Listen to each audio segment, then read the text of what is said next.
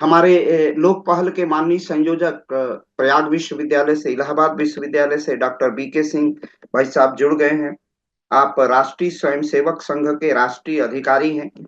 आप का आशीर्वाद स्नेह लोक पहल के आभासी मंच को सदैव प्राप्त होता रहता है। सर्वप्रथम मैं लोक पहल का एक संक्षिप्त परिचय प्रस्तुत करूंगा, जो हमारी एक परंपरा है, हमारी एक मान्य परंपरा है कि हम अपने लोक पहल के आए हुए अतिथि जिनका संबोधन लोक पहल के इस आभासी मंच पर जिसका संबोधन प्राप्त होता है, उसके समक्ष हम लोक पहल का परिचय प्रस्तुत करते हैं। तो एक बहुत संक्षिप्त परिचय मैं आपके सम्मुख प्रस्तुत करूंगा और उसके बाद हम अपने कार्यक्रमों का आरंभ कर देंगे। हमारी एक सामान्य परंपरा है कि हम लोक पहल का एक संक्षिप्त परिचय देते हैं। कुछ और लोग आ गए हैं, जैसे आयुष त्रिपाठी हैं, इनको भी आप पैनल में ले लीजिए। लोक पहल का परिचय इस प्रकार है। हम आपके पार्श्व में, हमको जहां मैं बोल रहा हूं तो मेरे पीछे दिखाई दे रहे हैं राष्ट्रीय स्वयंसेवक संघ के चतुर्थ सर संघ चालक प्रोफेसर राजेंद्र सिंह, जिन्हें हम उप आख्यान रज्जू भैया के नाम से जानते हैं। ऐसे हमारे रज्जू भैया, जो भारत में राष्ट्रीय स्वयंसेवक संघ के पूज्य सर्ग संघ चालक होते हुए भी सामाजिक समरसता, सामाजिक समानता और भारत की एकात्मकता को जोड़ने के लिए, भारत में जाति विभेद को मिटाने के लिए और भारत में सनातन और हिंदुत्व के नवजागरण के लिए, भारतीयता के नवजागरण के लिए हम बिखरे हुए न रहें, इसलिए उन्होंने बहुत पहले सामाजिक संरचना का संदेश पूरे भारतवासियों को प्रस्तुत किया था। तो ऐसे अपने महनीय श्रेष्ठ आचार्य पूज्य राजेंद्र सिंह रज्जू भैया हमारे लोक पहल के अधिष्ठान हैं और आदर्श हैं। उन्हीं के पद चिन्हों पर चल के लोक पहल अपनी संपूर्ण यात्रा का श्रेय प्रेय पात है और लोक पहल उसी के लिए अपना अभियान चलाए हुए है और उसी गति के साथ, उसी पथ का अनुगमन करके निरंतर भारतवासियों को जागृत और सचेष्ट करने का प्रयास करता है। दूसरा जो बड़ा नाम है लोक पहल जिसके पद चिन्हों पर चलता है, वह है पूज्य ब्रह्मलीन महंत अवैधनाथ जी। अवैधनाथ जी किसी परिचय के मोहताज नहीं है। जब भी भारत और भारतीयता की चर्चा होगी, तब पूज्य योगी आदित्यनाथ जी का, पूज्य योगी अवैधनाथ जी का नाम अत्यंत समादर के साथ और हृदय में सम्मान और प्रेम और करुणा के साथ लिया जाएगा, क्योंकि वही वह महापुरुष थे जिन्होंने 5 वर्ष की जो हमारी सांस्कृतिक अवपीड़न थी, सांस्कृतिक पीड़ा थी, एक हमारा जो राजनीतिक पराभव था, सांस्कृतिक पराभव था, ऐसे राम मंदिर के निर्माण में अपनी महनीय भूमिका का निर्वहन करके वह स्वप्न आज उनके शिष्य पूज्य योगी आदित्यनाथ जी के नेतृत्व में साकार हुआ है। यह सब इतिहास में यह एक मील के पत्थर के सदृश है। और ब्रह्मलीन महंत अवैधनाथ जी का एक अविस्मरणीय योगदान है। वो कहा करते थे कि भारत में सामाजिक न्याय का अर्थ है हिंदुत्व का संरक्षण करना, और हिंदुत्व के संरक्षण के लिए आवश्यक है कि हम जो जातियों में बटे हुए हैं, जो वर्गों, क्षेत्रों, भाषा में उत्तर दक्षिण पूर्व पश्चिम में हमारा विभाजन है, वह नहीं होना चाहिए। हमारा एक ही हित है, हमारा एक ही उद्देश्य है, भारत माता की वंदना करना और भारत माता का, भारत इस भूमि पर, पवित्र भूमि पर रहने वाला, जो हिमालय से लेकर और महासागर तक विस्तृत है, उसमें रहने वाला प्रत्येक नर नारी हिंदू है और भातृत्व भावना से ओतप्रोत है। तो ऐसे पूज्य ब्रह्मलीन महंत अभयनाथ जी हमारे आदर्श हैं। तीसरा जो महत्वपूर्ण नाम है वो है पूज्य अशोक जी सिंघल। आज ही आपकी हम जन्म जयंती भी मना रहे हैं, पुण्यतिथि भी मना रहे हैं। ये बहुत सौभाग्य का विषय है कि आज जिस महापुरुष को हम स्मरण कर रहे हैं, उस महापुरुष की आज ही 17 नवंबर की संभवतः आज पुण्यतिथि है। तो मैं सादर पूरे लोकपहल परिवार के ओर से उनको बहुत गरिमापूर्ण और बहुत समादर के साथ अपनी श्रद्धांजलि भी लोकपहल व्यक्त करता है। राम मंदिर आंदोलन को हर हिंदू के गले का हार बना देना, हृदय तक पहुंचा देना, ऐसे पूज्य अशोक सिंघल जी हमारे आदर्श हैं। दूसरा जो महनीय व्यक्तित्व है वह है पंडित मदन मोहन मालवीय। महामना के नाम से जाने जाते हैं। भारत में स्वदेशी और शिक्षा के महा उन्नायक और हिंदू राष्ट्र के प्रबल समर्थक, ऐसे महामना जिन्होंने काशी हिंदू विश्वविद्यालय अपने परिकल्पना से साकार किया था, ऐसे पूज्य महामना भारत रत्न पंडित मदन मोहन मालवीय लोक पहल के आदर्श हैं। और जो सबसे महत्वपूर्ण महनीय व्यक्तित्व है वह है एकात्म मानववाद के प्रणेता, हर हाथ को काम, हर हाथ, हर खेत को पानी, अंत से उदय, जो सामाजिक सोपान में बिल्कुल आखिरी पादान पर खड़ा है, उस व्यक्ति को भी उस व्यक्ति को भी का उत्थान करना, उस दरिद्र नारायण का उद्धार करना जिसके चिंतन और जेहन में था, और उससे राष्ट्र को एकाकार करना जिसका एक जीवन भर ध्येय रहा, ऐसे पूज्य एकात्म मानववाद के प्रणेता पंडित दीनदयाल उपाध्याय, जो दीनों के साथी हैं, हमारे लोक पहल के आदर्श। हमारे लोक पहल के संयोजक डॉक्टर वीके सिंह जी हैं, जो प्रयाग विश्वविद्यालय से हैं। लोक पहल के अन्य महनीय कार्यकर्ताओं में मेरठ इंस्टीट्यूट ऑफ टेक्नोलॉजी से डॉक्टर आलोक चौहान सर, आयुर्विज्ञान संस्थान सरसुंदर लाल, आयुर्विज्ञान संस्थान काशी हिंदू विश्वविद्यालय से डॉक्टर संतोष कुमार सिंह, प्रोफेसर अवनीश पार्थीटकर जो प्रबंधन विभाग से हैं, ऐसे प्रोफेसर वीर बहादुर सिंह पूर्वांचल विश्वविद्यालय के हमारे महनीय कार्यकर्ता, हमारे लोक पहल के माननीय अध्यक्ष जो शिक्षाविद हैं डॉक्टर बाबूलाल आर्या जी हैं, और हमारे जो महनीय कार्यकर्ता हैं उसमें doctor Bhavesh Dwivedi, doctor Harshmani Singh, doctor Arun Kumar Tripathi, श्रीमान आशुतोष जी तोमर जो दिल्ली में हमारा पूरा कार्य देखते हैं और बहुत ही ऊर्जावान कार्यकर्ता है, जिनकी जिनकी लगातार ऊर्जा से यह लोक पहल निरंतर गतिशील है, और जिस पर डॉक्टर साहब आज उद्बोधन अपना देंगे। ऐसे नरवीर सिंह जी से लेकर के कितने असंख्य कार्यकर्ता इस मंच से जुड़ते हैं, अपने भाव परिवार के, अपने विचार परिवार के लोग जुड़ते हैं। उसमें आलोक सिंह तोमर का विशिष्ट, आशुतोष सिंह तोमर जी का विशिष्ट योगदान होता है, वो हमारे मील के पत्थर हैं। दिल्ली विश्वविद्यालय से ही, मेन कैंपस से दिल्ली विश्वविद्यालय के डॉक्टर ऋषिकेश सिंह, डॉक्टर चंद्र किशोर जी जैसे महनीय कार्यकर्ता हैं, जिनका स्मरण किए बिना यह लोक पहल अपना कार्य नहीं करता है। इसी में महत्वपूर्ण एक नाम है अतुल द्विवेदी जी का। तो अब मैं आज के विषय पर यह संक्षिप्त परिचय हो गया, और विकसित भारत का संकल्प 2047 में @2047 में वैज्ञानिक अनुसंधान की भूमिका, इस विषय पर आज ये एक लंबी श्रृंखला चली है और इस पर हम लोगों ने निरंतर वार्ता की है। तो मैं माननीय संयोजक लोक पहल डॉक्टर विजय कुमार सिंह जी से निवेदन करूंगा कि इस विषय पर आज अपना बीज वक्तव्य दे करके आज के कार्यक्रम का आरंभ करें। तदुपरांत हम आज के मुख्य वक्ता से अपना वक्तव्य सुनेंगे। आदरणीय भाई साहब। नमस्कार सभी लोगों को। बड़ी खुशी की बात है कि प्रोफेसर साहब का केमिस्ट्री के विद्वान हैं प्रोफेसर नरवीर सिंह साहब, और विकसित भारत 2047 पे हम लोगों को अपने विचारों से सिंचित करेंगे, अवगत कराएंगे। हम लोगों के लिए खुशी की बात है।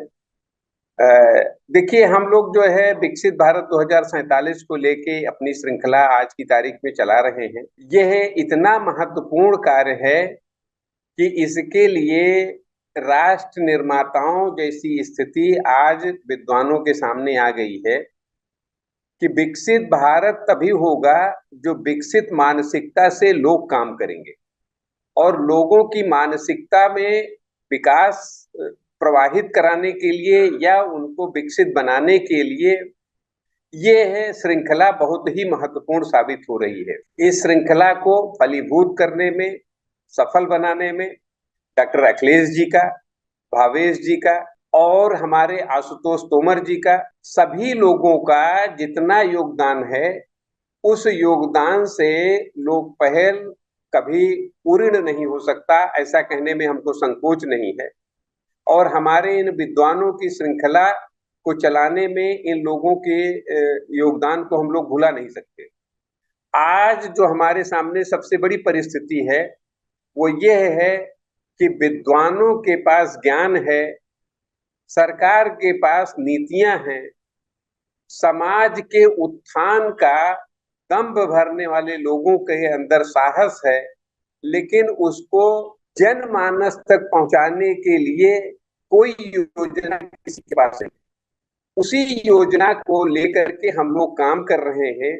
आज हमारे पास कितना ज्ञान है वो हमारे लिए उतना महत्वपूर्ण नहीं है जितना उस ज्ञान की उपयोगिता को जन सामान्य को हम अवगत कराने में सफल हो जाते हैं। तो बड़ी खुशी की बात है, विकसित भारत का संकल्प तभी पूरा होगा जब हम समाज के युवाओं के और मजदूर, किसान, महिला, उद्यमी को विचारवान बनाने में सफल हो जाएंगे और सभी संकल्प ले लेंगे कि भारत स्वावलंबी होगा, भारत विकसित होगा और 2047 में भारत 1947 जैसा नहीं, 10वीं शताब्दी जैसा भारत बनेगा जब दुनिया के सामने सोने की चिड़िया कहा जाता था और विचारों में वसुधैव कुटुंबकम की भावना झलकती थी। ज्यादा कुछ हम समय ना लेके हम पुनः सभी लोगों को, जिनका नाम हमने लिया या जिसका नहीं लिया, वो सभी लोग हमारे इस कार्यक्रम के लिए बहुत ही उपयोगी हैं और उनका अनवरत ऐसा ही सहयोग मिलता रहे, ये है हमारी प्रार्थना सभी से है। अब हम डॉक्टर साहब से कहेंगे कि आए, वो अपने विषय को प्रस्तुत करके हम सब लोगों को लाभान्वित करें। बहुत बहुत आभार भाई साहब, आपकी उपस्थिति, आपकी प्रेरणा और आपका मार्गदर्शन यह लोक पहल की निरंतरता का प्रतीक है। आप अपने श्रेय नहीं लेते हैं और सारा श्रेय अपने कार्यकर्ताओं को दे देते हैं। आपका बहुत बहुत अभिनंदन। विकसित भारत का संकल्प माननीय प्रधानमंत्री भारत सरकार श्रीमान नरेंद्र दामोदर दास मोदी का एक विशेष संकल्प है, जिसमें 4 स्तंभ है: युवा, किसान, महिला और बेरोजगार। इन 4 स्तंभों पर हमारे भारत की संरचना हुई है और हम 2047 तक एक विकसित भारत बनाएंगे, इस प्रकार की संरचना है।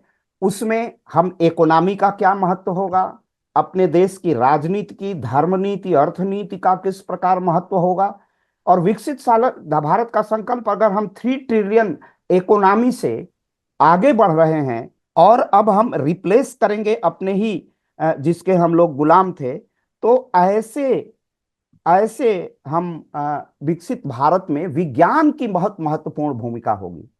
अभी डॉक्टर साहब बताएंगे एआई आ गया है, उसका एक मशीन और बुद्धि का युद्ध होगा, तो उसमें विज्ञान हम किस तरह ले जाएं। हमारा परमाणु बम भी स्वदेशी है, तो हम किस तरह आत्मनिर्भरता की ओर बढ़ें, local for vocal, vocal for global कैसे करें, इस विषय में विज्ञान का क्या अवदान होगा, इस पर विस्तृत परिचर्चा के लिए मैं बड़े समादर के साथ आज के महनीय वक्ता को आमंत्रित करता हूं, डॉक्टर नरवीर सिंह जी को, कि वो अपना उद्बोधन पाथेय लोक पहल के आभासी मंच पर प्रस्तुत करें। धन्यवाद भाई साहब। सबसे पहले मैं आज के संचालनकर्ता डॉक्टर अखिलेश त्रिपाठी जी भाई साहब और वीके सिंह जी को धन्यवाद करता हूं कि आपने मुझे इतने बड़े महत्वपूर्ण विषय पे बोलने का मौका दिया। जब ये विषय मेरे पास आया कि ऐसे विकसित भारत का संकल्प 2047 में वैज्ञानिक अनुसंधान की भूमिका, इस विषय पे मुझे बोलना है, तो जो मेरी नॉलेज पहले थी उसके बाद मैं थोड़ा और पढ़ा इसके बारे में कि विकसित भारत का जो संकल्प है उसमें वैज्ञानिक अनुसंधान की क्या भूमिका रह सकती है। तो मेरी नॉलेज में भी बहुत चीजें नहीं आई और इसके लिए मैं धन्यवाद देता हूँ कि मैं क्लासरूम्स में जब मैं पढ़ाता हूँ कॉलेज में, तो मैं विद्यार्थियों से बात करता रहता हूँ कि कैसे क्या रोल रह सकता है एज ए साइंस स्टूडेंट तुम्हारा, कि भाई आप देश में जो डेवलपमेंट है उसमें आपका क्या योगदान रह सकता है। लेकिन आज मेरे पास इस लेक्चर को तैयार करके बहुत नई नई चीजें हैं और जो स्टार्टिंग के 10 मिनट जो मैं इस लेक्चर में देना चाहूंगा वो है हिस्टोरिकल बैकग्राउंड, अगर हम अपना ध्यान करें। और उसका महत्व मैं बोलूंगा वैसा इसलिए ज्यादा हो जाता है क्योंकि मैंने ये खुद फील किया है कि जो हमारा ज्यादातर स्टूडेंट है या जो भी ज्ञानी स्टूडेंट्स की बात कर लो, विद्यार्थी, वही देश को बदलने वाले हैं। मेरे मानना तो ये, तो उनका क्या है कि उनको अपना बैकग्राउंड नहीं पता है कि हमारा बैकग्राउंड कितना रिच था। तो पहले 5-10 मिनट तो मैं अपने साइंटिफिक जो हमारा रिसर्च रहा है, हिस्टोरिकल बैकग्राउंड के बारे में बातचीत करूंगा। और मेरा थीम भी जो लेक्चर का रहेगा वो स्वामी विवेकानंद जी का एक कोट है, उसके बारे में ही है उसको मैं पढ़ता हूँ, तो थीम भी लेक्चर का यही है, जो तुम सोचते हो वो हो जाओगे। यदि तुम खुद को कमजोर सोचते हो, तुम कमजोर हो जाओगे। अगर खुद को ताकतवर सोचते हो, तुम ताकतवर हो जाओगे। तो ऐसा स्वामी जी ने बोला। तो हमारे दिमाग में अगर ये भरा गया कि हमें अल्बर्ट आइंस्टीन और न्यूटन्स ही ध्यान ध्यान में आता है साइंटिफिक रिसर्च में, और हमें अपने भारतीय वैज्ञानिक जो रहे हैं पुराने टाइम से उनका नहीं पता है, तो हम अपने को कमजोर पाते हैं, हम उनको ही फॉलो करेंगे।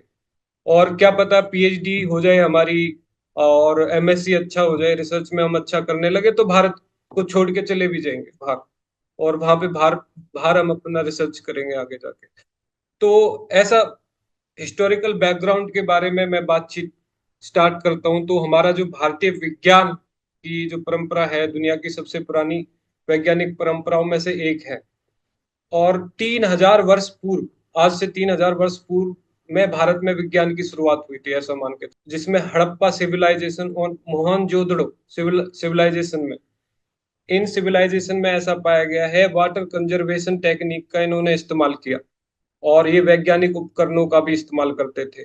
तो ये ज्यादातर जो भी हिस्टोरिकल बैकग्राउंड के बारे में पता पड़ेगा, वो पाएगा कि हमारा जो बैकग्राउंड रहा है वहाँ पे विज्ञान का योगदान हमेशा रहा है, विज्ञान हमेशा रही है हमारे दिमाग। फिर मॉडर्न इंडिया में अगर मैं बात करूं, जिसपे मैं प्राउड फील करता हूं कि एक नाम अगर मुझे लेना हो कि एक प्रमुख वैज्ञानिक जो मॉडर्न इंडिया में रहा हो, सीवी रमन जी।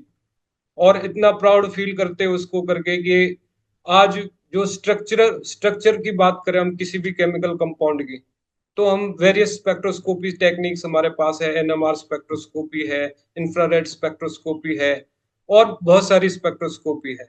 लेकिन सीवी रमन साहब ने दिया लाइट, स्कैटरिंग ऑफ लाइट का जो कॉन्सेप्ट, जिसके लिए उनको नोबेल प्राइज भी मिला 1928 में। तो उन्होंने जब ये लाइट, स्कैटरिंग ऑफ लाइट का कॉन्सेप्ट दिया, नोबेल प्राइज भी मिला। उसके बाद जो रमन स्पेक्ट्रोस्कोपी, जो बड़ा महत्वपूर्ण एक टॉपिक है, बहुत ही महत्वपूर्ण टेक्निक है, जिसके बगैर अगर मेरे कुछ विद्यार्थी भी सुन रहे हैं मेरे लेक्चर, या जो भी श्रोता मेरे हैं जो इस लेक्चर को सुन रहे हैं, वो एक चीज मान ले, सीवी रमन जी की रमन स्पेक्ट्रोस्कोपी के बगैर कोई भी स्ट्रक्चर ऑथेंटिक नहीं माना जाता। आईआर स्पेक्ट्रोस्कोपी कर भी लिया, लेकिन रमन स्पेक्ट्रोस्कोपी अगर उसमें ऐड कर देंगे तो आपका इम्पैक्ट फैक्टर बहुत बढ़ जाता है पेपर का। तो ऐसा योगदान देने वाले साइंटिस्ट, वैज्ञानिक हमारे देश में हुए। और इनके जैसे बताया मैंने कि नोबेल प्राइज इनको मिला 1928 में, 28 फरवरी फरवरी 1928 में इनको नोबेल प्राइज मिला था, स्कैटरिंग ऑफ लाइट के जो इन्वेंशन इन्होंने किया। उसी दिन वो जैसे नेशनल साइंस डे के रूप में मनाते हैं हम 28 फरवरी को ना, इनकी याद में। तो जब ये अपना स्पीच दे रहे थे, तो इन्होंने ये भी बताया कि भी तो ये जो इन्वेंशन हुई है स्कैटरिंग ऑफ लाइट की, इसमें एक और व्यक्ति का योगदान है, एस कृष्णन जी। तो ऐसा बड़ा व्यक्तित्व भी था कि जो उनका, जिन्होंने सहयोग किया उनका भी नाम लिया। और बड़ा ही प्राउड एक मैं तो फील करता हूँ उनका नाम लेके। ऐसा नहीं रमन, सीवी रमन जी रे, ऐसे और भी बहुत प्रमुख साइंटिस्ट है, उनका अपना अलग क्षेत्र में योगदान है। जैसे एक नाम आता है जेसी बोस जी, जगदीश चंद्र बोस जी। उन्हें रेडियो साइंस के फादर के रूप में जाना जाता है। वो भी एक बहुत बड़े मतलब वैज्ञानिक रहे मॉडर्न इंडिया में। फिर सत्येंद्र नाथ बोस जी, बोस आइंस्टीन स्टैटिस्टिक्स आप डेफिनेटली पढ़ोगे अगर मास्टर्स में पढ़ोगे, जो भी है हमारे कैरिकुलम का पार्ट होता है बोस आइंस्टीन स्टैटिस्टिक्स। ये फिजिक्स का भी पार्ट है, केमिस्ट्री का भी पार्ट है। ये स्टैटिस्टिक्स देने वाले सत्येंद्र नाथ बोस जी भारत की भूमि में ही पैदा हुए। उन्होंने 1920 में ये अपना इन्वेंशन किया। ऐसा करके ये तीन ही नहीं, और जैसे मैं नाम लूं, होमी जहांगीर भाभा, जरूर आपने नाम सुना होगा, इनके नाम से इंस्टीट्यूट भी है एक, और इनको फादर ऑफ न्यूक्लियर फिजिक्स ऐसा माना जाता है, लीजेंड है। श्रीनिवास रामानुजन जी, फेमस मैथमेटिशियन, इनके नाम से फेलोशिप भी चलाती है इंडियन गवर्नमेंट, एक रामानुजन फेलोशिप। उसके बारे में मैं बाद में भी बात करूंगा जब फंडिंग एजेंसीज की बात आएगी। तो रामानुजन जी एक बहुत बड़ा नाम। फिर ऐसे ही विक्रम साराभाई जी, विक्रम साराभाई ये father of Indian space programme ऐसा माना जाता है। जो हमारी इसरो है, जो बहुत अभी रिसेंट डिकेड में तो ऐसा मानते हैं कि इन्होंने बहुत बड़ा बड़ा काम जैसे इसरो ने किया, देश दुनिया में नाम हुआ है भारत का। और एक अगर साइंस एंड टेक्नोलॉजी में प्राउड वाली जो बात कहे कि कोई इंस्टीट्यूशन प्राउड फील करा रहा है, इसरो का नाम बहुत ऊपर आता है उसमें। और ऐसे इसरो के जो ये प्रोग्राम्स को स्टार्ट करने वाले विक्रम साराभाई जी भारत की भूमि में जन्मे। हरगोविंद खुराना जी, जिनको मेडिसिनल साइंस में नोबेल प्राइज मिला, ऑल दो वो इंडियन ओरिजिन अमेरिकन थे, लेकिन हमारे भूमि के ही एक पुत्र थे, उनको नोबेल प्राइज मिला। ऐसे करके ये सब नाम, और ये नाम बताने का मेरा कारण, हिस्टोरिकल बैकग्राउंड बताने का मेरा कारण जो रहा कि हम अपना जो पुराना पास्ट रहा है उसे जाने। इसमें क्या रहता है, अभी जैसे अपना ग्रामीण पृष्ठभूमि से जो भी आते हैं, तो जो विद्यार्थी, जो भी हमारे रिसर्चर ग्रामीण पृष्ठभूमि से, अपने को हम लिमिट करते हैं और हम फॉलो करेंगे कि दूसरा जो विदेशी भूमि के साइंटिस्ट है ऐसा बनने का कोशिश। लेकिन अपने को जानेंगे, अपने देश में काम करेंगे और उसी क्षेत्र में हम आगे बढ़ेंगे। इसलिए ये बहुत जरूरी है अपना पास्ट जान। फिर एक जो मैं बात करना चाहूंगा इसी हिस्टोरिकल बैकग्राउंड में ही, जो अब ये हमारा डीयू का, दिल्ली यूनिवर्सिटी का बीएससी ऑनर्स केमिस्ट्री का कोर्स में पढ़ा रहा हूँ। तो वहां पे मुझे इतना खुशी हुआ ये टॉपिक देख के कि वहां पे फर्स्ट लाइन जो लिखी हुई थी एटॉमिक स्ट्रक्चर का जो हमारा यूनिट था, कि Kanad theory and Dalton's theory, तो ये हमारे सिलेबस का भी पार्ट हुआ। इसीलिए मैं इंडियन गवर्नमेंट को इस स्टेप को तो मैं वेलकम करता हूँ कि जो हम सोच रहे थे, बता रहे थे, आपने वो सिलेबस का पार्ट बना दिया। अब पढ़ना ही है, सबको पढ़ना ही, और सभी टीचर्स को पढ़ाना ही है। क्या पढ़ाना है? कनाद थ्योरी। तो कनाद जी के नाम अगर मैं लूँ तो हमारे जो साइंस के भी पोस्ट ग्रेजुएट स्टूडेंट होके निकल जाते हैं, लेकिन कनाद जी का नाम नहीं सुना उन्होंने। कनाद जी, आचार्य कनाद जी या महर्षि कनाद जी, उन्होंने आज से 2600 वर्ष पहले अपना एक एटॉमिक थ्योरी दिया फिलॉसफी के बेस्ड। और डाल्टन्स की थ्योरी उसके लगभग लगभग 2600 वर्ष बाद आई, और उन्होंने वो सेम ही बात बताई, डाल्टन्स ने वो सेम ही बात बताई जो कनाद जी 2600 वर्ष पहले बता गए। तो इतना बड़ा नाम, इतना बड़े जो हमारे ज्ञानी रहे, उनमें से ऐसा नहीं है मैं ऐसे ही बोल रहा हूँ, मेरे पास रेफरेंसेस है। और एक दो पोस्टुलेट्स की मैं बात करूं, कनाद जी ने बोला था कि over time sub division leads to creation of परमाणु। उन्होंने एटम को परमाणु नाम दिया, बस इतना अंतर था। उन्होंने बोला ये स्मॉलेस्ट पार्टिकल है परमाणु, और परमाणु टूट नहीं सकता, it can not be further divided.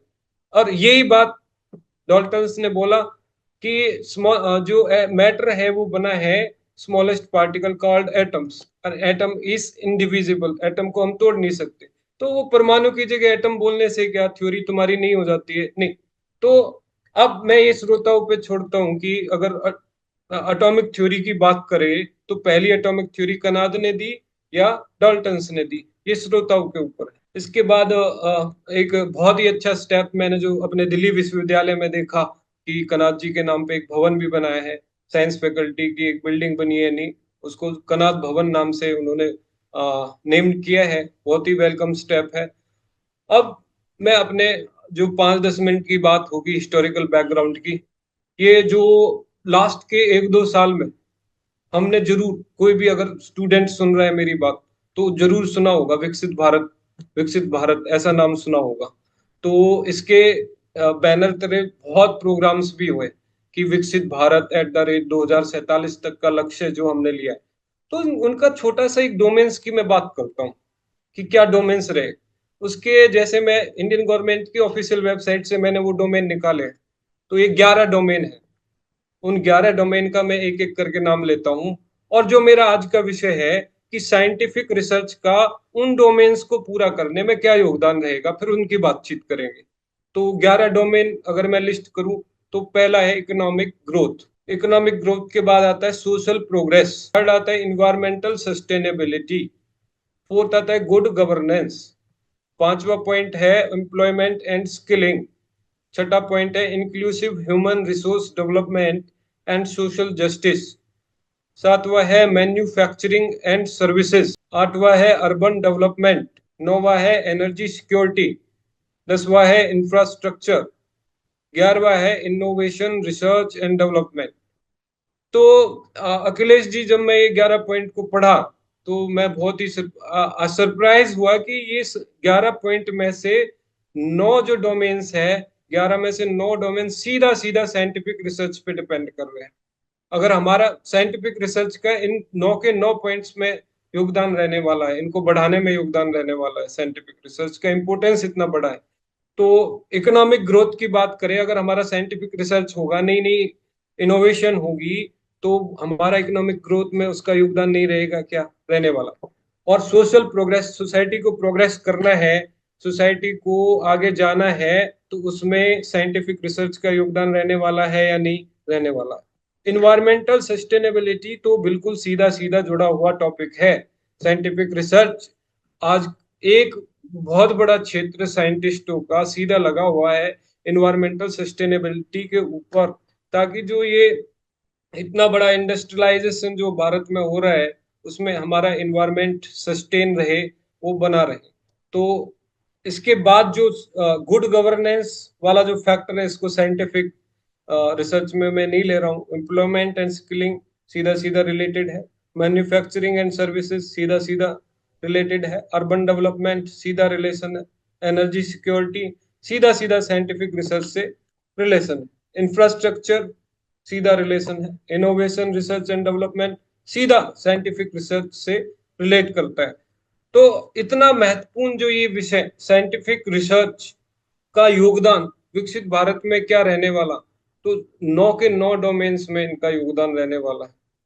इसके अलावा अगर 4 पिलर्स जो मैंने उसी वेबसाइट पे देखे, 4 पिलर्स ऑफ विकसित भारत 2047 तक, जो अब सारे डोमेन लिए जिनमें हमें डेवलपमेंट करना है, कुछ लक्ष्य लिए हमें यहाँ तक पहुंचना है, तो उसके 4 पिलर कौन रहने वाले हैं, कहाँ पे काम होना है गवर्नमेंट का, उसमें थे युवा, यूथ, जो कि लगभग ऐसा मानना है कि जो डाटा एक वर्ल्ड पॉपुलेशन प्रोस्पेक्ट के अकॉर्डिंग कि जो भारत की 50% से ज्यादा पॉपुलेशन 25 साल से कम उम्र की है। तो इसलिए मेरा युवा पे भी थोड़ा फोकस रहता ही है कि भी उनको थोड़ा सा मोटिवेट करे तो वो कर सकते हैं। फिर गरीब गरीब एक पिलर में आता है युवा के बाद। तो पुअर की बात करें तो हमारा जो आज भी बहुत दुर्भाग्यपूर्ण बात है कि 27.5% पॉपुलेशन आज भी बिलो पॉवर्टी लाइन रह रही है। तो उस क्षेत्र में सरकार ने लक्ष्य लिया है कि 2047 तक ये मिनिमाइज करना, पॉवर्टी को मिनिमाइज करना। फिर महिलाएं, महिलाएं लगभग आधा हिस्सा है, तो ये पक्ष भी पीछे ना रहे। वुमेन्स जो 50% पार्ट है पॉपुलेशन का, उनमें भी काम करना, ऐसा भारत की जो सरकार ने लक्ष्य लिया है। फिर फार्मर्स, फार्मर्स की बात करें तो डायरेक्टली और इनडायरेक्टली वैसे 2011 सेंसस के अकॉर्डिंग 54.6% पॉपुलेशन सीधा एग्रीकल्चर से रिलेट करती थी। तो लेकिन मेरा मानना है ये नंबर और भी ज्यादा है। 54.6% से ज्यादा लोग फार्मिंग में आज के टाइम पे लगे होंगे। लगभग मैं 70% मानता हूँ फार्मर्स। ऐसे भी होते हैं कि जो फार्मिंग फार्मिंग भी करते हैं, जॉब भी करते, वो भी फार्मर्स ही है। तो उन फार्मर्स के लिए भी गवर्नमेंट ने लक्ष्य लिया, इनकी लाइफ भी बेटर हो। तो ये चारों पिलर्स भारत ने लक्ष्य लिया है कि इन चारों पिलर्स को उठाना है, इन चारों वर्गों को ऊपर लेके आना है, इनके लिए नई अपॉर्चुनिटी क्रिएट करनी है। और इसमें साइंटिफिक रिसर्च और जो हम रिसर्चर्स, उनका क्या योगदान रहे। मैं बात करता हूँ अखिलेश त्रिपाठी जी, स्टूडेंट्स को मोटिवेट करने का। हमारे स्टूडेंट्स कई बार ऐसे होते हैं कि, या जो भी श्रोता मुझे सुन रहे हैं भारतवर्ष में, कि हमारे मन में संशय रहता है कि हम बीएससी कर लेंगे और फिर उसके बाद गवर्नमेंट जॉब की तैयारी करेंगे, बैंक पीओ की तैयारी करेंगे, एसएससी की तैयारी करेंगे, रिसर्च की तरफ नहीं जाएंगे। तो आज का लेक्चर जो आने वाले जो कुछ फैक्ट्स हैं, उनको सुन के वो जरूर थोड़ा मोटिवेट हो सकते हैं कि क्यों उन्हें रिसर्च करना चाहिए और रिसर्च करना क्यों जरूरी है भारत के युवा को। क्यों हम आसान आसान जो कहें रास्ता चुनने को आतुर है। तो कुछ फैक्ट्स में मैं बताना चाहूंगा। उसमें सबसे पहले फंडिंग की बात करते हैं कि हमारी सरकार कितना गंभीर है इस विषय के लिए। तो ministry of science and technology जो सीधा सीधा रिसर्च के लिए फंडिंग करती है, 2024 से 25 में 16,628 करोड़ रुपए का बजट उन्होंने रखा है। इतना बड़ा रुपया 16,628 करोड़ सीधा उन्होंने साइंटिफिक रिसर्च के लिए रखा है अलग करके। तो उनका इम्पोर्टेंस है। और 2023 से 24 की बात करें, पिछला वर्ष की तुलना में 31% ज्यादा है। तो गवर्नमेंट गंभीर है, गवर्नमेंट समझ रही है साइंटिफिक रिसर्च के ग्रो करने के बगैर जो ये लक्ष्य लिया है 2047 का विकसित भारत बनाने का, ये पूरा करना बहुत ही मुश्किल है। अब सरकार ने तो अपना लक्ष्य लिया और फंड भी दिया। फंड जितना वो दे सकते उसमें इंक्रीज हुआ है। साइंटिफिक रिसर्च में जो फंड मिलना चाहिए उसमें इंक्रीज हुआ है। लेकिन हमारी सिचुएशन एक्चुअल में है सच में, तो यहाँ पे आंखें खुलेंगी हमारी कि अभी कुछ फैक्ट्स ऐसे आएंगे कि साइंटिफिक रिसर्च में दूर से देखे तो हम चमकते हुए दिखते हैं। इसरो की बात करें, रॉकेट साइंस की बात करें, तो हम काफी बेटर ग्रो किए हैं। लेकिन हमारा स्टैंड क्या है प्रेजेंट में अभी, तो उसमें कुछ फैक्ट्स में मैं बताना चाहूंगा। ग्रोथ जो मैं बात कर ही चुका पहले ही, पिछले साल के मुताबिक अगर हम एक्सपेंडिचर की बात करें, ministry of science and technology ने बजट बढ़ाया 31%। पहले अभी इस साल जो है 16,628 करोड़, उससे पहले 12,000 ही था, तो लगभग 31% का राइज हुआ। उसके बाद एक टर्म है GERD। अब रिसर्च में एक ये सामने आता है कि ministry of science and technology खर्च करती है क्या रिसर्च में, और कोई भी एजेंसी नहीं करती? ऐसा नहीं है। गवर्नमेंट ने रिसर्च का अलग फंड रखा है, अपना जो खर्चना है उसको, लेकिन प्राइवेट कंपनियां रही या प्राइवेट इंस्टीट्यूशन रहे, जैसे हमारे NCR में बहुत सारी यूनिवर्सिटीज है, वो भी तो खर्चा करते हैं, वो भी खर्चा करते हैं रिसर्च पे। तो इन सबको मिलाए तो उसको बोलेंगे gross expenditure on research and development. और ये GERD, gross expenditure on research and development, इसकी बात करें तो ये थोड़ा सा नेगेटिव साइड अभी चल रहा है हमारा। ये GDP के अगर परसेंटेज के हिसाब से देखें तो ये हमारा 2009 में 0.84% के करीब था।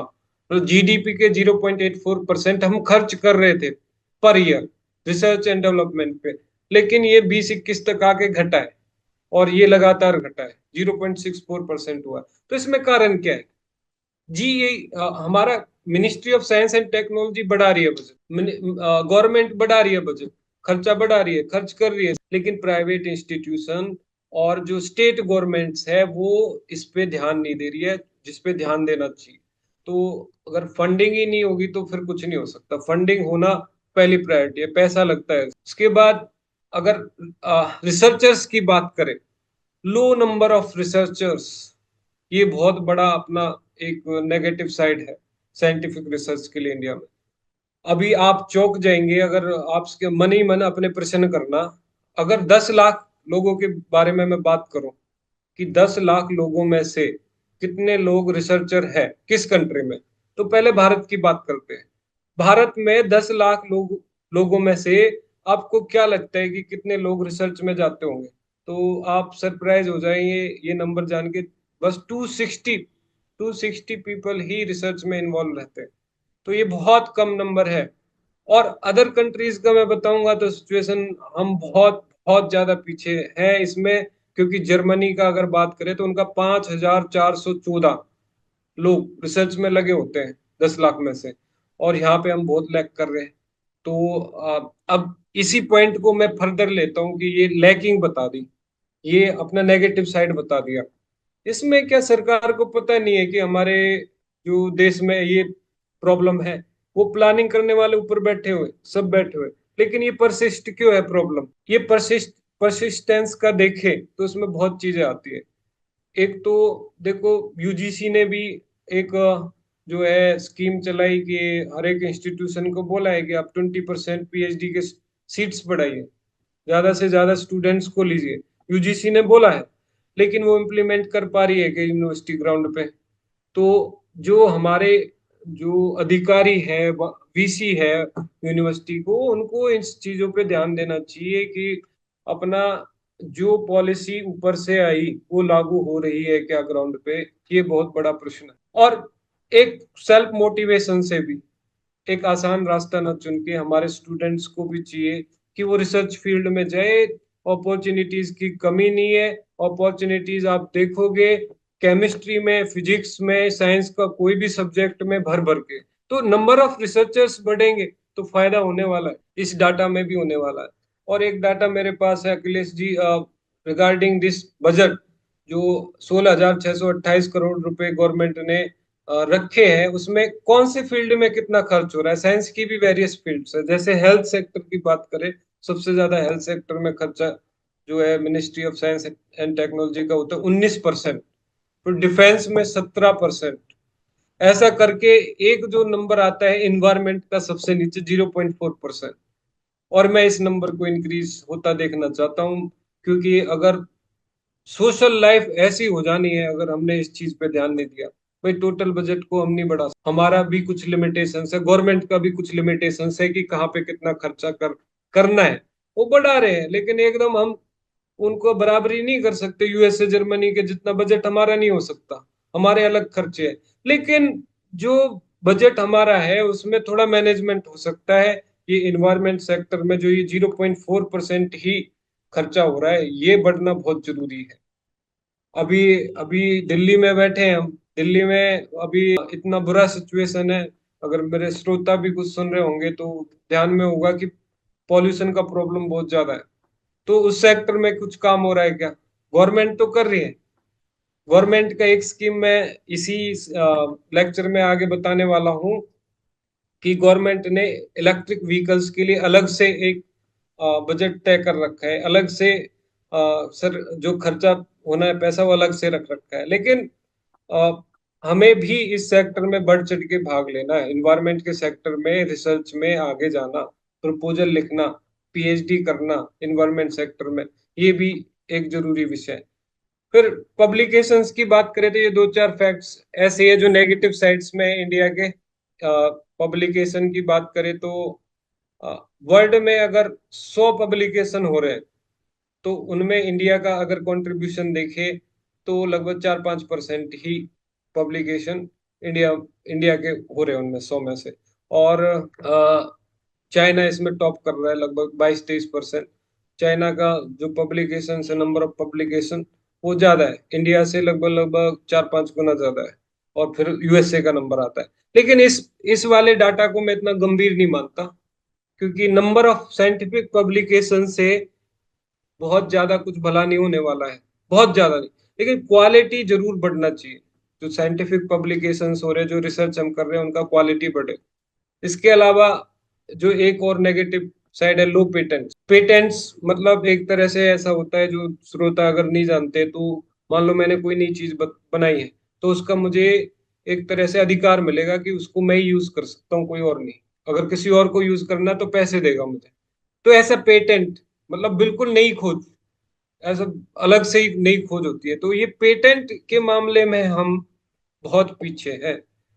पेटेंट्स के मामले में इतने पीछे हैं कि अगर हम कंपेयर करें 2022-23 का डाटा, तो 2022-23 में 34,134 पेटेंट अप्रूव हुए थे इंडिया में। मतलब 34,134 नए इन्वेंशन हुए। और ये ही डाटा मैं चाइना का कंपेयर करूं तो लगभग लगभग 8 लाख जाता है। 34,000 और 8 लाख का कंपैरिजन भी नहीं है।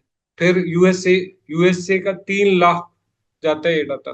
तो ये नेगेटिव साइड्स है। और इनका ऐसा नहीं है ये चैलेंजेस है, इनका सॉल्यूशन नहीं है। आगे सॉल्यूशंस भी लिखे तो इसमें रीजंस पे पता चल जाएगा कि लो पेटेंट्स क्यों आ रहे हैं।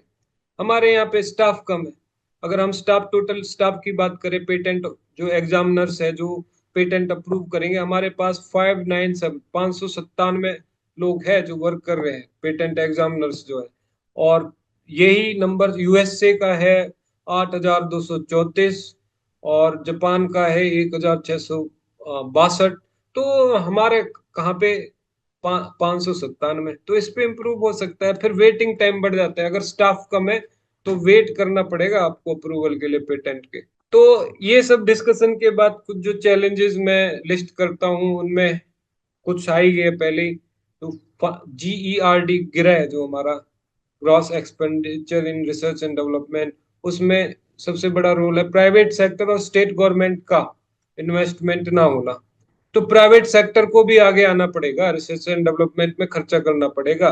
गवर्नमेंट को ऐसी स्कीम बनाए कि भाई आपको भी करना है, प्राइवेट सेक्टर में काम करना है, पैसे यहाँ से कमाना है तो यहीं पे खर्च करना है, यहाँ पे रिसर्च इंस्टीट्यूट भी खोलना। इसका सबसे बड़ा एग्जाम्पल है TIFR, Tata institute of fundamental research. वो रिसर्च को डेडिकेट करके टाटा के जो ओनर्स है उन्होंने एक इंस्टीट्यूट दे दिया। क्या और कंपनी नहीं दे सकती? क्या दे सकती है? तो इससे जीईआरडी बढ़ेगा कि नहीं, हमारा फंड बढ़ेगा कि नहीं? बढ़ने वाला है। ऐसे ही स्टेट गवर्नमेंट्स को भी चाहिए कि भाई वो भी रिसर्च एंड डेवलपमेंट में अपना जो पैसा है फंड बढ़ाए। दूसरा जो चैलेंज है, लो नंबर ऑफ रिसर्चर्स। ये जो पॉइंट है ऑलरेडी डिस्कस हो गया। इसको हम सेल्फ मोटिवेट करके स्टूडेंट्स को और फंडिंग बढ़ा के बोलो, नंबर ऑफ रिसर्चर बढ़ाएंगे, अपॉर्चुनिटी क्रिएट होंगी तो रिसर्चर बढ़ेंगे। दूसरा बात, नंबर ऑफ सीट्स बढ़ाए पीएचडी की। अभी भी मेरे ध्यान में है कि बहुत सारे ऐसे स्टूडेंट्स हैं जो पीएचडी करना चाहते हैं लेकिन कम सीट्स की वजह से नहीं कर पाते। तो गवर्नमेंट को भी कम रिसोर्सेज में ज्यादा जो हम ट्रेंड और स्किल्ड रिसर्चर बना पाए ऐसा पॉलिसी बनाना चाहिए, यूनिवर्सिटीज को इम्प्लीमेंट करना चाहिए। थर्ड जो चैलेंज है, टैलेंट माइग्रेशन। ये मैं श्रोताओं को बताना चाहूंगा, टैलेंट माइग्रेशन जो चीज होती है, इसमें क्या है, मैं एग्जाम्पल के तौर पे बताता हूँ। मान लो कोई पीएचडी में अच्छा कर रहा है, इसमें मेरा भाई एक बहुत बड़ा एग्जाम्पल है। मेरा बड़ा भाई है, वो फिजिक्स से पीएचडी किया, फिर यहाँ पे अपॉर्चुनिटी कम मिली तो बाहर चला गया। तो बाहर रिसर्च का बढ़िया पैसा मिलता है और बढ़िया फैसिलिटीज है, सारे इंस्ट्रूमेंट्स है। तो टैलेंट माइग्रेट हुआ कि नहीं? वो गोल्ड मेडलिस्ट जो भी होगा सब बाहर चला जाएगा, तो फिर भारत का भला होना है क्या? लेकिन अच्छी बात यह है, गवर्नमेंट ने इस प्रॉब्लम को समझा और समझने के बाद एक रामानुजन फेलोशिप होती है। और ये फेलोशिप, हाँ, इतना नहीं दे पाती रुपए जितना बाहर मिलता है, लेकिन बहुत ज्यादा दे रही है। आज के टाइम पे भी 1.5 लाख रुपए इंडियन गवर्नमेंट देती है रिसर्च करने के लिए। तो अगर कोई बाहर कर रहा है तो भाई तुम भारत में आओ, भारत में आके हम आपको 3 लाख नहीं लेकिन 1.5 लाख रुपए दे रहे हैं। तो ऐसा करके मेरा भाई भी वापस आ गया। और ये बहुत अच्छा स्टेप है गवर्नमेंट का कि वो अपना जो रामानुजन फेलोशिप के थ्रू थोड़ा सा जो टैलेंट बाहर जा रहा था उसको वापस लाने का एक कोशिश, ऐसा कोशिश निरंतर चलता रहना चाहिए। फिर फोर्थ पॉइंट है, low share in patents and high quality scientific publication. अब इसकी बात हुई चुकी है कि पेटेंट्स जो कम है हमारे, उनको कैसे बढ़ा सकते हैं। फिर emerging areas of research and development की अगर बात करें तो इसमें जो इमर्जिंग एरियाज में बहुत अच्छा ध्यान कराया अखिलेश त्रिपाठी जी ने, आर्टिफिशियल इंटेलिजेंस, जिसके बारे में बहुत बात हो रही है। और क्या करें, ये हमारा फ्यूचर है। तो इसके पर्सपेक्टिव में हम क्या काम कर रहे हैं, आर्टिफिशियल इंटेलिजेंस, तो ये हमारा एक फोकस है। और ये साइंस एंड टेक्नोलॉजी पॉलिसी 2020 में ड्राफ्ट की कोई कमेटी बनी, तो उन्होंने पाया कि भारत के लिए क्या नुकसानदेह फैक्ट्स हैं। तो उसमें था कि हम टेक्नोलॉजी बाहर से इंपोर्ट करते, मतलब मानो कि हमें कोई इंस्ट्रूमेंट चाहिए बाहर, मतलब इंस्ट्रूमेंट चाहिए किसी भी साइंटिफिक रिसर्च के लिए, हमें कोई स्पेक्ट्रोस्कोपी टेक्निक चाहिए। इवन मुझे तो नहीं लगता रमन स्पेक्ट्रोस्कोपी का जो इन्वेंशन सीवी रमन जी ने किया, लेकिन भारत में बन रहा होगा क्या वो स्पेक्ट्रोफोटोमीटर? नहीं, वो स्पेक्ट्रोस्कोपी हम बाहर के कंट्रीज से क्या इंपोर्ट कर रहे हैं। तो उस जो कमेटी ने कुछ कुछ पॉइंट्स रखे कि भारत को किन क्षेत्र में अपना जो साइंटिफिक रिसर्च पे ध्यान देना चाहिए। वो नंबर 1 था, डेवलपिंग इंडिजीनियस टेक्नोलॉजी, अपनी स्वयं की टेक्नोलॉजी बनाना।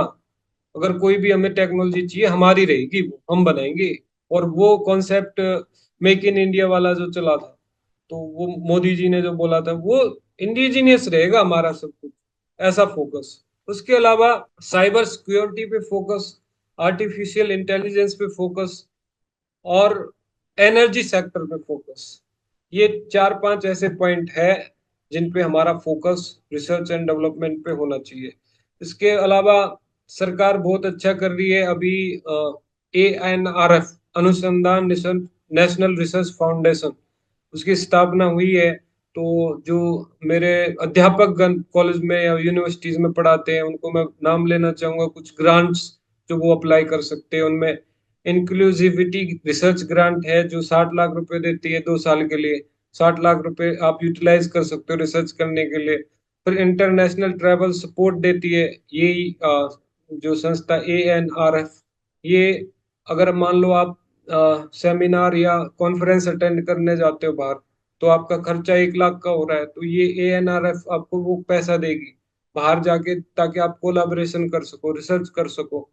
फिर एक ईवी मिशन, महा महा EV mission of advancement in high impact areas. अभी गवर्नमेंट ने इलेक्ट्रिक व्हीकल्स को हाई इम्पैक्ट एरिया में लिया हुआ है, क्योंकि जो हमारा सोशल इश्यूज है, सोशल लाइफ है, उससे बेटर हो सकती है। मतलब इसमें ये महा ईवी मिशन है जो इलेक्ट्रिक व्हीकल्स पे जो हम मूव कर रहे हैं, इसमें एक बहुत बड़ा कारण ये भी है कि मुझे एग्जैक्ट नंबर नहीं पता है, आई एम सॉरी, कि लेकिन हमारी जो एक्सपेंडिचर है उसका लगभग लगभग 30% हम पेट्रोल और डीजल खरीदने में लगा देते हैं। तो अगर हम इलेक्ट्रिक व्हीकल्स पे शिफ्ट होते हैं तो ये एक बहुत बड़ा एक कंट्रीब्यूशन रहेगा जो विकसित भारत का जो लक्ष्य हमने लिया है 2047 तक, उसको अचीव करने में। इसीलिए गवर्नमेंट ने फंडिंग भी बढ़ाई इलेक्ट्रिक व्हीकल्स में रिसर्च के लिए। तो ऐसे करके एक दो चार और अपने है जो ग्रांट्स आप ले सकते हैं इससे। और फेलोशिप भी, कुछ पीएचडी स्टूडेंट्स होंगे जो पोस्ट डॉक करना चाहते हैं, उनके लिए है नेशनल एनपीडीएफ बोलते हैं, जो नेशनल पोस्ट डॉक फेलोशिप, जेसी बोस फेलोशिप, रामानुजन फेलोशिप, तारे वज्रा, ऐसा करके बहुत सारी फेलोशिप्स एएनआरएफ ने निकाली है। अब जो अगर बात करें हम कि इंडियन गवर्नमेंट ने साइंटिफिक रिसर्च को बूस्ट करने के लिए क्या क्या लक्ष्य लिए, तो उनमें इनिशिएटिव्स में नेशनल ग्रीन हाइड्रोजन मिशन, ये मैं बताना चाहूंगा जो साइंटिफिक कम्युनिटी में रिसर्चर है, पोस्ट ग्रेजुएट है, अगर कोई प्रपोजल लिखना है उनको और जिसपे लगता है कि आपको पैसा मिलना चाहिए, ये वो इनिशिएटिव्स है जिसमें गवर्नमेंट रेडी है पैसा देने के लिए। उनमें नेशनल ग्रीन हाइड्रोजन मिशन, मतलब इसमें गवर्नमेंट ने लक्ष्य लिया है 2023 में कि हम ग्लोबल हब बनेंगे किस चीज के प्रोडक्शन के लिए, ग्रीन हाइड्रोजन के लिए। और ये एक फ्यूल रहेगा, alternative fuel in vehicles, and this will replace use of petrol and diesel. तो एक इसके लिए लगभग लगभग 19,744 करोड़ का बजट रखा है कैबिनेट ने। तो ये एक बहुत अच्छा टॉपिक है अगर रिसर्च करना है तो। फिर नेशनल क्वांटम मिशन, ये ministry of science and technology ने इसके लिए भी लगभग लगभग 6,004 करोड़ का बजट अलग से रखा हुआ है। और इसी मिशन के थ्रू हम क्वांटम टेक्नोलॉजी में एक इकोसिस्टम बनाएंगे, ऐसा सोच के गवर्नमेंट ने इसके लिए अलग से बजट रखा है। फिर एक national programme on advanced chemistry cell battery storage, तो ये बैटरी स्टोरेज और बैटरीज इन्वेंशन के लिए भी भारत सरकार ने एक 18,100 करोड़ रुपए का बजट अलग से रखा है, जो इलेक्ट्रिक व्हीकल्स में बैटरी मैन्युफैक्चर्ड होती है उन पे रिसर्च करेगा। फिर semiconductor mission, India semiconductor mission, मैं बताना चाहूंगा जो गाड़ियों में सेमीकंडक्टर्स यूज होते हैं, व्हीकल्स में यूज होते हैं, इंडिया में बहुत कम प्रोडक्शन है उनका, ज्यादातर चाइना से आ रहा है और चाइना उस चीज का फायदा उठाता है। चाइना चाहता है कि इंडिया में कुछ भी भला ना हो। इंडिया का जो अभी ऑटोमोबाइल सेक्टर बहुत ग्रो कर रहा है, तो उसको रोक कैसे सकते हैं?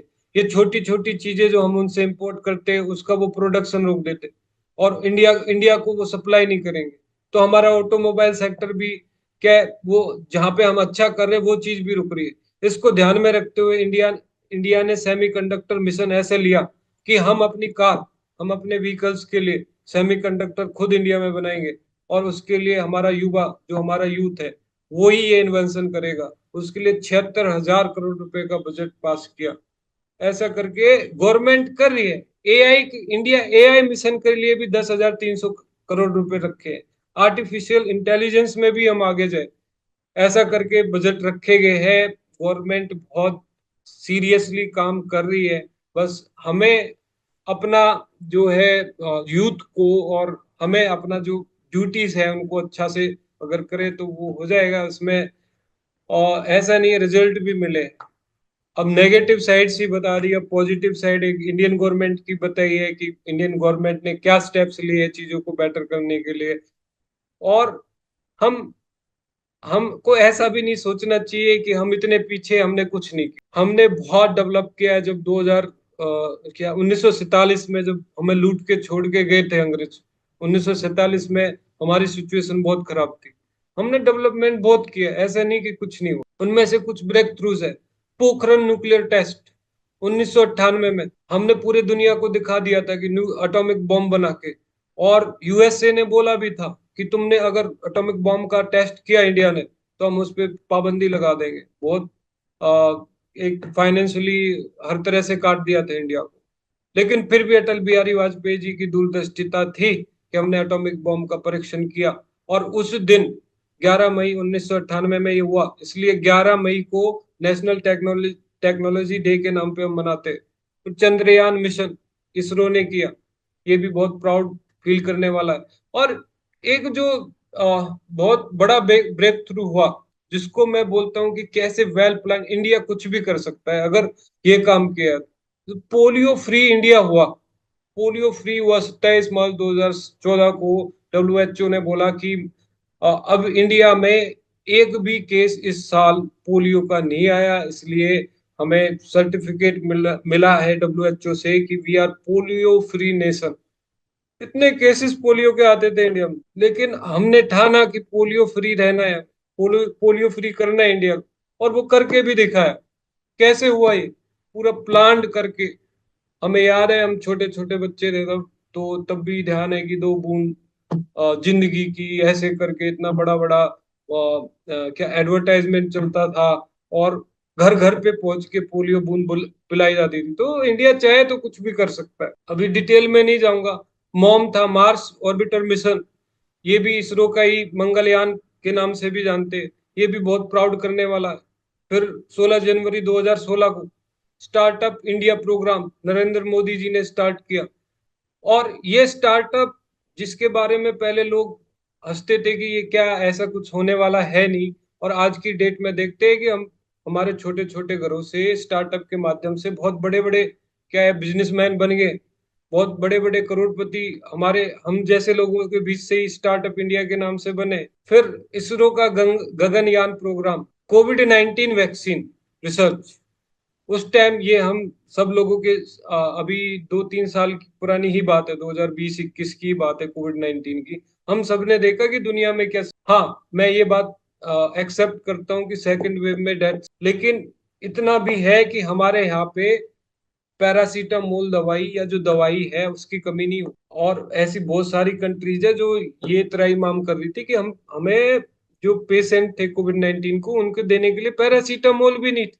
बहुत सारी कंट्रीज हमने सप्लाई करी दूसरी कंट्रीज को। तो ये भी बहुत प्राउड करने वाला जो ये फील रहा। और इस लेक्चर के एंड में मैं बस एक स्वामी विवेकानंद जी का कोट है उसको पढ़ूंगा। और उस कोट को जो समझ गया, देखो स्वामी विवेकानंद जी जो बात बोलते थे वो सुनने की नहीं, जीवन में अगर युवा उतार ले तो मैं गारंटी देता हूं वो अगर 10 बार पढ़े ये कोट स्वामी विवेकानंद जी के, तो वो जीवन में उतरेंगे। और जीवन में उतरे तो आप अपने जीवन में कभी भी अनसक्सेसफुल नहीं होंगे। उनमें से ही एक कोट है, once more the world must be conquered by India. दोबारा से रिपीट करता हूँ, once more the world must be conquered by India. This is the dream of my life and I wish that each one of you who hear me today will have the same dream in your minds and stop not till you have realized the dream। तो इतना बड़ी बात स्वामी जी बोलते। और स्वामी जी के बारे में और भी पढ़ना चाहिए। मैं 2014 में उनको पढ़ा तो मेरा जीवन बदल गया था कि ऐसे तेजस्वी, ऐसे हर क्षेत्र में क्या नाम है, आगे रहने वाले स्वामी विवेकानंद जी के बारे में भी सबको पढ़ना चाहिए। इसी के साथ मैं अपनी वाणी को विराम देता हूँ और धन्यवाद करता हूँ कि इतना महत्वपूर्ण विषय में मुझे बोलने का मौका लोक पहल की टीम ने दिया। धन्यवाद। बहुत बहुत आभार डॉक्टर साहब। आपका जो लेक्चर और आपका जो पाठे आज का उद्बोधन था एक बिल्कुल वैज्ञानिक की भांति था। आपके पूरे उद्बोधन में भारत के अतीत की वैज्ञानिकता की उपलब्धियां कितनी महनीय थी, वो महर्षि कणाद से लेके और आज तक रमन और जगदीश चंद्र बसु तक जाती है। वह एक लंबी श्रृंखला है। और भारत का जो अंतरिक्ष विज्ञान था वो लीलावती मिहिर भोज, वो अद्वितीय था, उसका भी आपने स्मरण किया। भारत में वैज्ञानिक अनुसंधान की अपार संभावनाएं हैं। भारत की जो युवा नीति है 2009, उसके अनुसार में जो युवा आयु वर्ष निर्धारित की गई है 19 वर्ष से लेके और 29 वर्ष की आयु तक ही हम 29 वर्ष की आयु तक युवाओं का युवा अवस्था का रेखांकन और सीमांकन किया गया है। और भारत दुनिया का सबसे युवा देश है। 19 से 29 आयु वर्ष के भारत के युवाओं की संख्या 35 करोड़ है।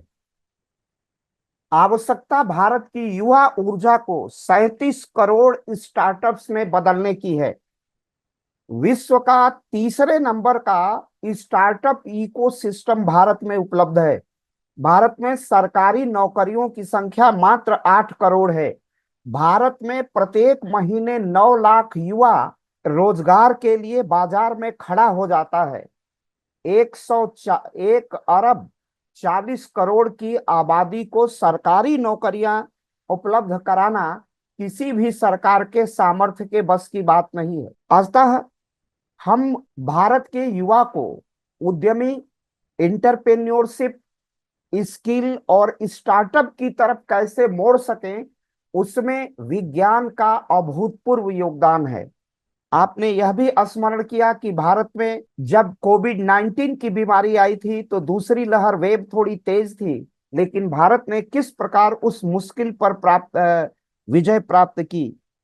यह शल्य चिकित्सा में भी प्राचीन काल से ही बहुत बहुत अग्रणीय देश रहा है।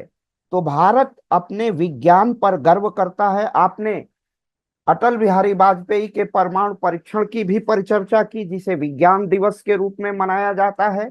और भारत का युवा अगर ठान लेता है तो हम किस प्रकार भारत को विज्ञान की उपलब्धियों की ओर तो लेके जाएंगे ही जाएंगे।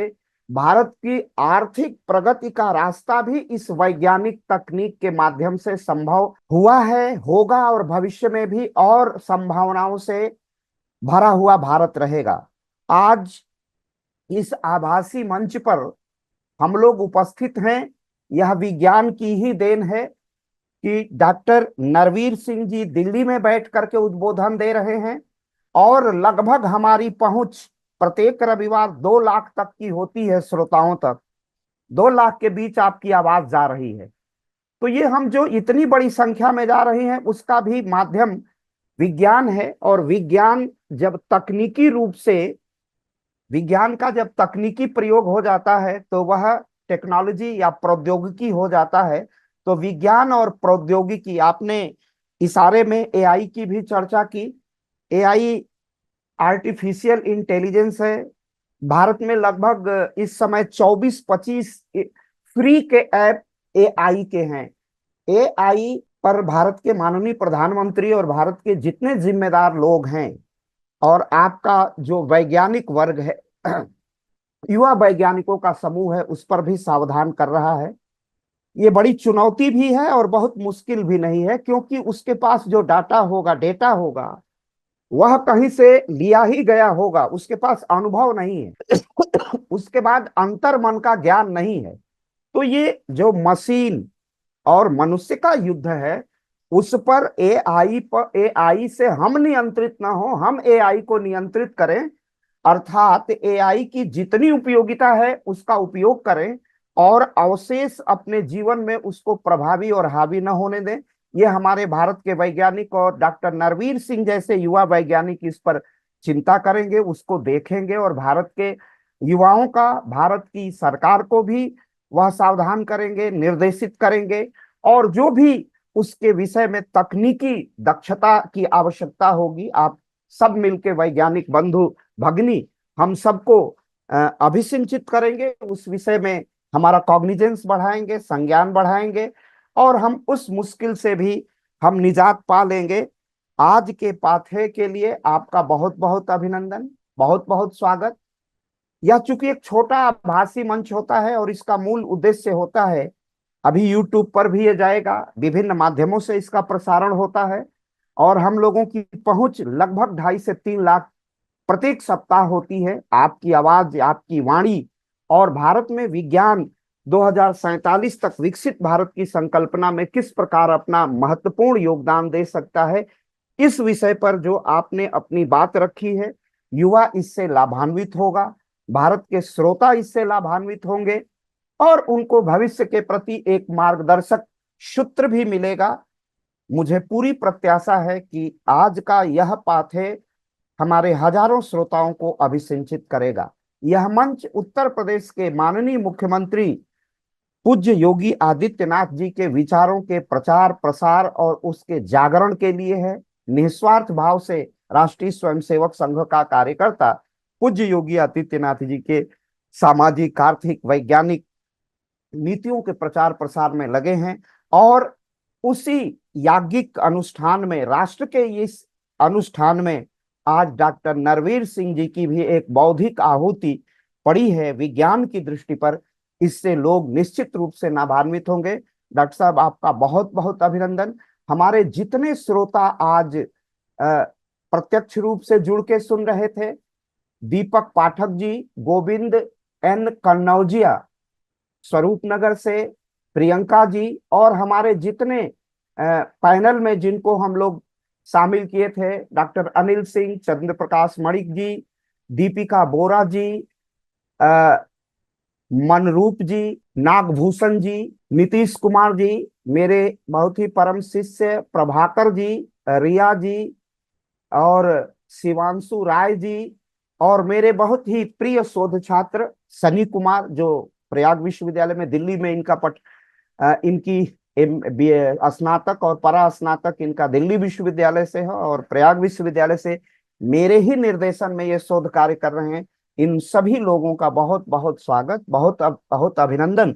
और इस आभासी मंच को सजा करके हम सबके लिए व्यवस्थित करने वाली ऐसी सुश्री मानसी थपलियाल जी का भी बहुत बहुत अभिनंदन और बहुत बहुत स्वागत, जिनके अनवरत प्रयास से, जिनके सहयोग से इस महनीय विचार को और बड़े बड़े विद्वानों को, युवा जो तरुण वैज्ञानिक हैं, उनके विचारों को लेकर के हम भारत के विभिन्न क्षेत्रों के श्रोताओं तक पहुंचते हैं। तो सुश्री मानसी जी का भी बहुत बहुत अभिनंदन और बहुत बहुत अभिनंदन और स्वागत पूरे लोक पहल परिवार की ओर से। डॉक्टर नरवीर सिंह जी का आज हमारे विचार परिवार के हैं, आशुतोष जी के अत्यंत प्रिय हैं और आपको बहुत बहुत सम्मान करते हैं, तो आपका बहुत बहुत अभिनंदन। आशुतोष जी के तरफ से भी आपकी बड़ी प्रशंसा करते रहते हैं। आज आप आसी मंच पर आए और आपने अपना उद्बोधन लोक पहल को दिया, आपका बहुत बहुत अभिनंदन, बहुत बहुत स्वागत और बहुत बहुत आभार। अब मैं मानसी जी से निवेदन करूंगा कि आज के कार्यक्रम का समापन करें। मानसी जी। वीडियो को एंड तक देखने के लिए धन्यवाद। ऐसी ही और वीडियोस के लिए देखते रहिए हमारा YouTube चैनल लोक पहल।